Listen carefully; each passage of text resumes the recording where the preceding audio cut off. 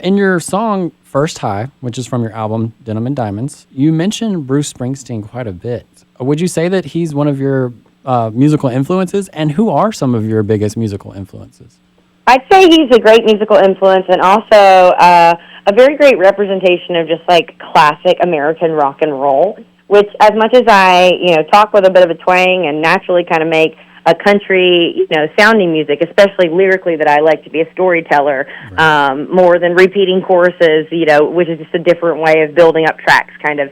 I think that I have been deeply impacted by other people of that genre, like Tom Petty or Bob Seger.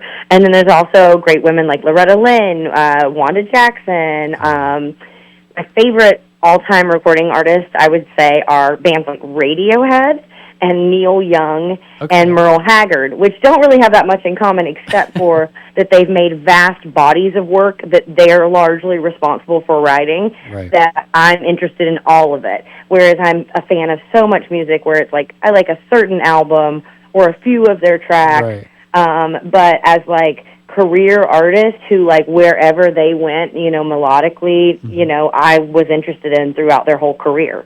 And that's what I kind of try to do the most as an artist myself, is like I call myself, on Instagram, it's like the mini moods of Nikki Lane. Yeah. And when we make records, I say it's going to be a mixtape of my emotions because I'm trying to tell my story, and in tandem, it does relate to a lot of people, and that's why making art is so fabulous. But first and foremost, I'm trying to shift as I grow, Well, I think your music is very reflective of all of the things that influence you. And just hearing you kind of rattle off some of those names, I can hear a lot of those influences in your style. And I personally love it. And you mentioned Wanda Jackson. Now, I know that your latest single is Funnel of Love. Is that a Wanda Jackson cover? It is a cover, yeah. And it was something I was asked to do for like an Amazon project that ended up being such a fun thing. To dive into an incredible vocalist and someone I've been a fan of. I've actually gotten to write and spend a little bit of time with Wanda, and to get to kind of recreate our versions of those things is pretty fun project. Yeah, I mean, and the song is amazing. I've had it on repeat all day. Actually, not even joking with you. I like it a lot. Now, you mentioned a lot of artists that you say, and it may have been your interview earlier, but you mentioned that not all of them that you respond to are necessarily country artists. I want to ask you about a collaboration you did not too long ago with Lana Del Rey, Breaking Up Slowly. And then also, she mentions you in her song Blue Banisters. There's a line about swimming with Nikki Lane and riding with Nikki Lane. So how did that collaboration with Lana come about? Well, we're just actually very close friends. She came to a store opening through our mutual close, best long friend Lee Foster, who actually owns Electric Lady Studios, the famous Jimi Hendrix Studios in New York City. And we were both kind of mentored by him, worked alongside of him early in our career, and I think he just thought we had a common vein. He brought her to an opening of one of my high-class hillbillies, actually a pop-up in a house in East Nashville. You probably didn't make it to because we were shut down shortly after, but we put our heart into it every day up until then. Right. But Lana came to the party, and we became friends and started to shop vintage, and, she was already experiencing a lot of stardom. When I met her, I was just kind of diving into my career, and I remember early language calling the two of us a chanteuse or something, implying that we might be on the same level at all, just being inspiring because she was taking her dreams all the way to the limit already. So, which turns out is not, because she's continued to grow and grow and grow. Right.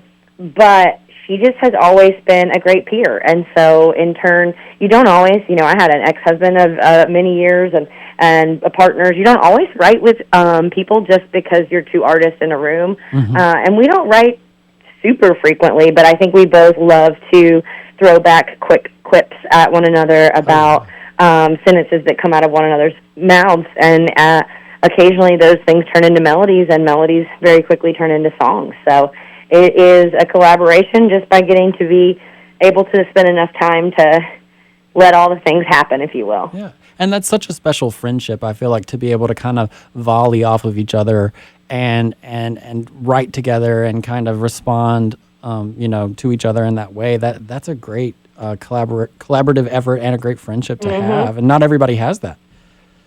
I think in any profession you choose, in any kind of like lifestyle niche you choose, that you want to kind of dive into, you have to find peers to compare notes with.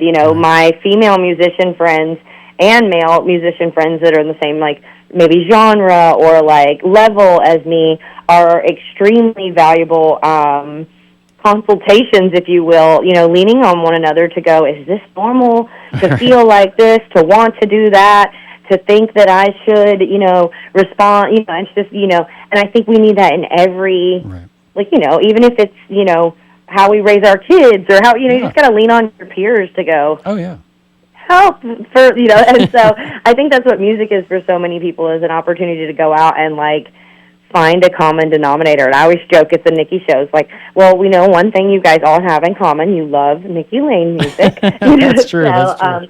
And I'm excited because we haven't played a lot of headline shows recently because I've had these spoiled, like, collaborations and lights. We've actually been out all summer opening for Chris Stapleton, and those are, like, the largest, most decked-out rooms, well taken care of by his team.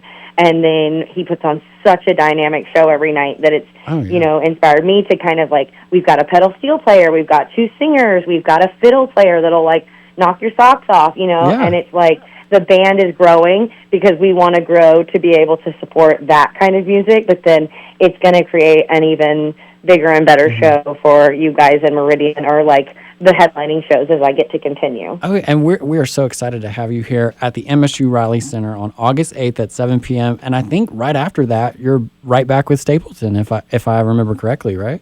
It's true. We do Bridgestone Arena in Nashville. Those are the biggest shows in my career, and hopefully not forever, but for now, we're going to be getting really geared up for that, jet set. And we're driving back that night, so you better get there early, and I'll come out and say hi after the show, and then I'm going to drive back to Nashville, Tennessee, and while you're at it, you guys come up and visit us up there too. Yes, we'll have to do that. Well, Nikki, thank you so much for talking with me, and thank you for sharing about your influences and your albums, and we look forward to seeing you on August 8th at 7 p.m. at the Riley Center. So thank you again. Thank you again. I appreciate you.